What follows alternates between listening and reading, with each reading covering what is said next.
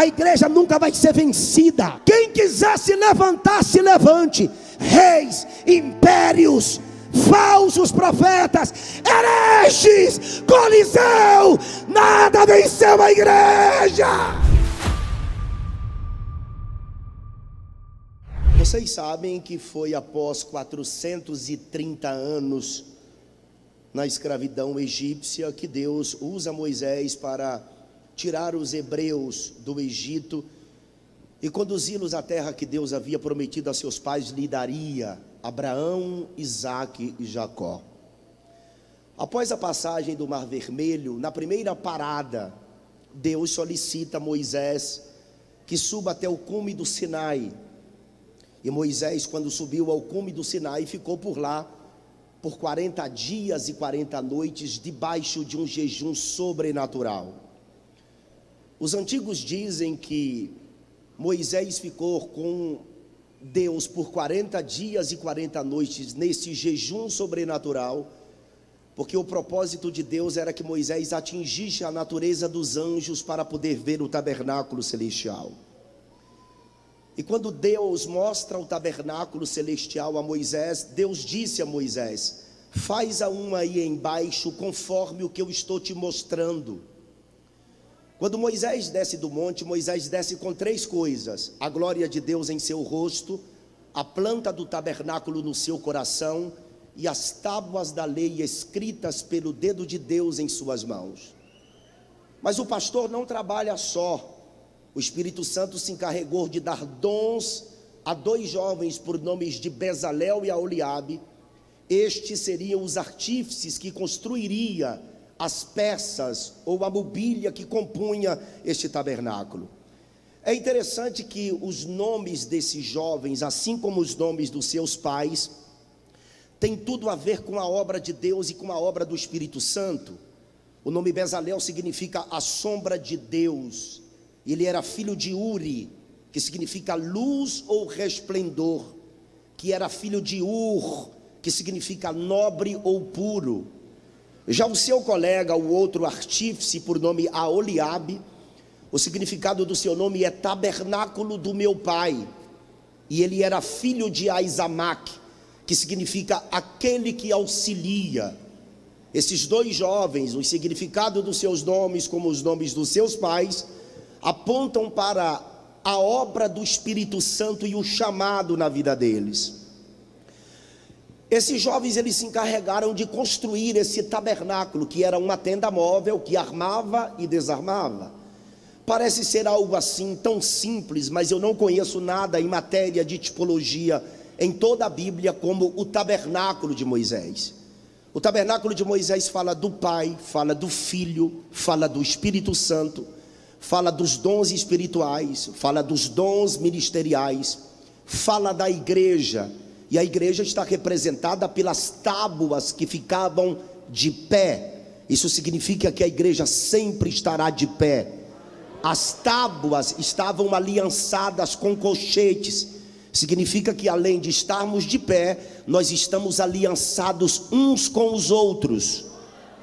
A igreja está representada no tabernáculo pelas tábuas, pelos colchetes, mas além de todas essas coisas e muito mais, as 6 peças que compunham este tabernáculo, elas representam a imposição de mãos, a fé em Deus, a doutrina dos batismos, o juízo eterno, a ressurreição dos mortos, e também se fala dos batismos. Isso significa que o tabernáculo, em matéria de tipologia, não há absolutamente nada na Bíblia que se compare a essa estrutura de madeira. O tabernáculo era feito em 3 divisórias. Havia o átrio, e no átrio estava o altar dos holocaustos e a bacia. Havia 5 colunas, entrava-se para o lugar santo. À direita, na entrada, estava a mesa dos pães. À esquerda estava o castiçal de ouro. Havia o altar do incenso, 4 colunas, e estava o Santíssimo com uma arca e o propiciatório. É claro que para entrar nesse tabernáculo era necessário passar por uma porta, e a verdade é que não existia uma porta de abrir e fechar, era um reposteiro colorido, eram 4 cores distintas representando, número 1, a santidade de Jesus, número 2, representando a realeza de Jesus, Número 3, representando a servidão, porque Cristo veio para servir. E também representava a última cor, a divindade e a eternidade de Jesus. Pastor, por que você diz que não havia uma porta de abrir e fechar? Porque o texto está dizendo que era uma porta, mas não era uma porta de abrir e fechar, era um reposteiro. Os apriscos não possuíam porta. A porta era o pastor, que após colocar as ovelhas dentro do aprisco, ele se deitava sendo a porta, porque as ovelhas não passam por cima do seu pastor. É por isso que em João capítulo de número 14, Jesus disse: eu sou a porta, quem entrar por mim salvar-se-á, entrará e sairá e achará pastagem. A porta do tabernáculo, assim como a porta de todo o aprisco, ficava sempre voltada para o oriente, representando o nascer do sol, e o fundo ficava para o oeste, o pôr do sol, significando que Cristo é quem dá a vida e quem tira a vida. Mas quando se passava por esta porta, que era o reposteiro, se dava de cara com o altar dos holocaustos, ou o altar de bronze, como você queira. Era exatamente neste altar que se queimava o holocausto durante toda a noite. O altar dos holocaustos era a maior peça das 6 mobílias.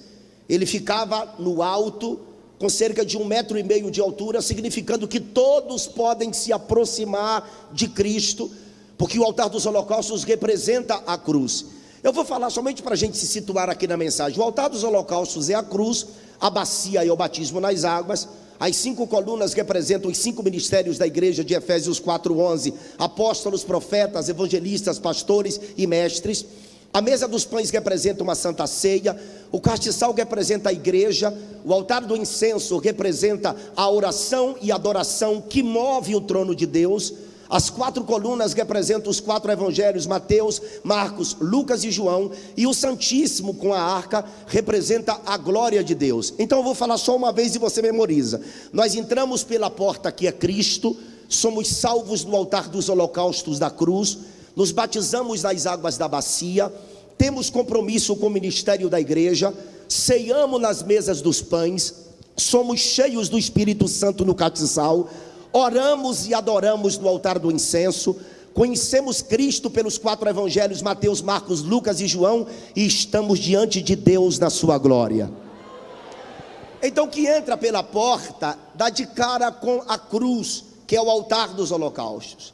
Esse altar se queimava holocausto durante toda a noite. A palavra holocausto em hebraico significa fazer subir. Deus recebia o holocausto como cheiro suave às suas narinas.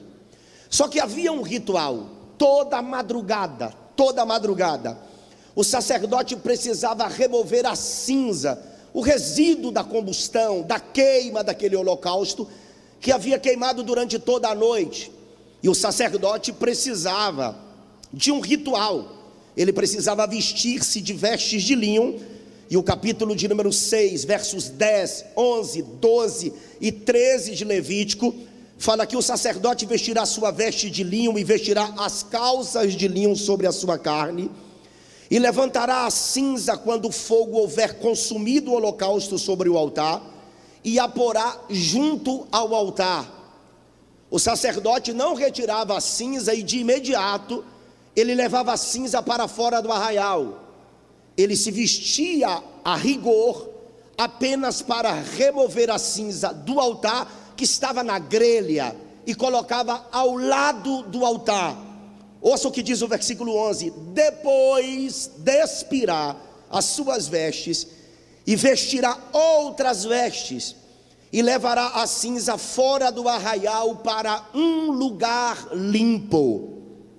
O versículo de número 12: o fogo que está sobre o altar arderá nele, não se apagará, mas o sacerdote acenderá lenha nele cada manhã, e sobre ele porá em ordem o holocausto, e sobre ele queimará a gordura das ofertas pacíficas. Eu estava estudando sobre o altar dos holocaustos, e eu compreendi que esta cinza na Bíblia tem alguns significados. Tem textos que diz que na cinza não há nutrientes. No Salmos de número 102, misturar cinza ao alimento significava tristeza. Em Jó capítulo de número 18, quando Jó se assenta sobre as cinzas, isso significa humilhação. Jó estava se sentindo humilhado, ele arrapou a cabeça e assentou sobre a cinza. Só que em forma de aplicação, cinzas são coisas que se passaram. Por que o sacerdote tinha que apanhar cinza do altar, com todo este ritual, vestido a rigor, e depois ter que trocar as vestes para jogar essa cinza fora do arraial? Se cinza não é nutrientes, se cinza denota tristeza, se cinza denota amargura, por que os sacerdotes tinham que levar essa cinza para fora do arraial e a lançar num lugar limpo? Eu estava entendendo aqui sobre isso. Cinzas são coisas que se passaram. Cinzas são coisas que se passaram. Mas observe que o sacerdote, ele lança esta cinza num lugar limpo. Olhando dentro de um contexto sem saudosismo, nós pegamos o bonde andando, irmãos. Nós pegamos o bonde andando. Nada era assim como a gente está vendo hoje. As nossas igrejas que têm ar-condicionado, poltronas para se assentar, microfones de última geração. Nós encontramos tudo pronto. Alguém passou lá atrás para deixar todas essas coisas edificadas em nossas vidas. Eu estava ministrando no centenário da Igreja Assembleia de Deus num certo estado do nosso país, e eu estava estudando a história da Assembleia de Deus, e eu entendi que Gunnar Wingre e Daniel Berg, quando chegaram aqui no Brasil, eles encontraram muita dificuldade, principalmente para pregar o Evangelho. Algumas vezes Daniel Berg foi lançado dentro do rio para ele voltar para a Suécia, segundo os opositores, pelo mesmo caminho por onde ele havia chegado. Na época em que eles chegaram aqui no Brasil, enquanto Daniel Berg trabalhava de fundidor, Gunnar Wingre estudava o português. Na primeira pregação de Gunnar Wingre, ele pregou com muita dificuldade e usou alguns textos de Atos dos Apóstolos, falando sobre o batismo com o Espírito Santo. Ora, Gunnar Wingre e Daniel Berg haviam tido uma experiência extraordinária na rua Azusa, em Los Angeles, na Califórnia, e é depois que eles saem da Suécia e vêm parar no Brasil. Aqueles primeiros versos que Gunnar Wingre pregou naquela noite, havia alguns irmãos naquele culto, e uma mulher por nome de Celina de Albuquerque. Ela creu na pregação de Gunnar Wingre naquela noite, e ele afirmava que Jesus batizava com o Espírito Santo.